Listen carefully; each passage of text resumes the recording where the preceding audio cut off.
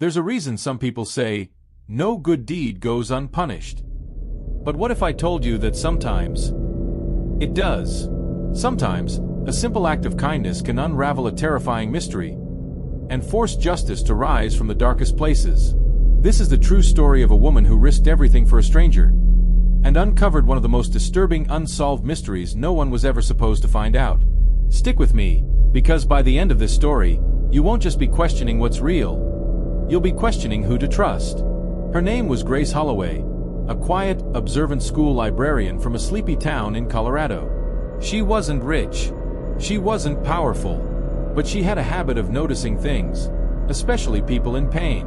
One rainy Tuesday morning, Grace saw a teenage boy in a soaked hoodie sitting outside the school gate, shivering, alone, and clearly not a student there. Everyone else passed him by, but Grace stopped. "Are you okay?" she asked. He didn't answer, just nodded, slowly. But his eyes, they were haunted.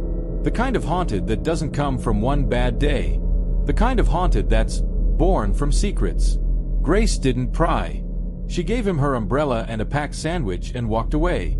It wasn't much, but it was everything to him. The next morning, her life exploded. Grace arrived at school only to be pulled into the principal's office. 2 detectives were waiting. Someone had broken into the school overnight. Files stolen. Cameras smashed. The only clue, a partial boot print, and her umbrella, found near the scene. She was suspended immediately. No evidence. No explanation. Just suspicion. Her name smeared in local media. Librarian linked to school break-in. Her colleagues turned cold. Her landlord started asking questions. Her quiet life dismantled, piece by piece. But Grace knew something they didn't. She didn't break into that school, and she was starting to think the boy she helped did. Instead of hiding, Grace hunted. She remembered the boy's jacket, torn at the shoulder, a patch with the letters HH4. She searched it online. Nothing. But digging deeper into abandoned youth programs, she found an old government file, Hope House 4, a defunded group home in a mountain town 2 hours away. Burned down. 5 years ago. 3 kids never accounted for. 1 survivor rumored to still be alive, hiding under the radar. Nicknamed Echo. The boy. Grace didn't call the police. She knew they wouldn't believe her. Instead, she drove there herself. Into the mountains. Into the storm. What she found was worse than she imagined. Hope House wasn't abandoned. Not entirely. The place looked gutted, roof caved in, windows shattered. But deep in the basement, Grace found a room. Clean. Lived in. Maps. Surveillance photos. Newspaper clippings. All pinned with surgical precision. And at the center, a file.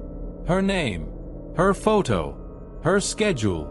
And the boy's voice behind her. "I'm sorry you got dragged into this." He called himself Echo because he lived in the shadows of what had been done to him. Abuse, cover-ups, forgotten children. He'd broken into the school not to hurt anyone, but to find evidence. Proof that the man who ran Hope House was now on the school board. Grace didn't know whether to scream, cry, or run. But she stayed, because something in her, that same instinct that made her give him that umbrella, knew he was telling the truth. They worked together, quietly, over the next few days. Grace fed him, protected him, used her librarian skills to dig up records no one else could. What they found was chilling. Financial documents, transfers to shell companies, therapy reports that had been redacted, names of other children, all marked as missing. And one name stood out. Grace Holloway. There, on a list of potential silencers. People too curious, too compassionate, too likely to expose the truth. She wasn't randomly framed. She was targeted. And that's when Grace knew. This wasn't just about saving a boy. This was about stopping a system. Grace mailed a copy of the files to a trusted journalist she once helped as a student. Then she did the unthinkable. She walked into a school board meeting and read the names. Out loud. One by one.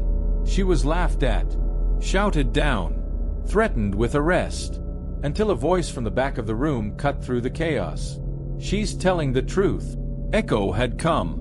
Face uncovered. Scars visible. A child no longer hiding. And in that moment, the room fell silent. The news spread like wildfire. The story broke nationally. Investigations opened. Arrests were made. Grace was reinstated, her record cleared, her name praised. For a moment, justice seemed to have won. Grace was offered a book deal. Echo was placed under protective custody. The school board was dissolved. Everything felt right. But the most powerful name on that list? Still unaccounted for. A man known only by his initials. J.K. A ghost in the system. Untouched. Unseen. Until Grace got a letter. No return address. Just one sentence. He knows you're looking. And that's where the story should have ended. But it didn't. Because a week later, Grace vanished. No note.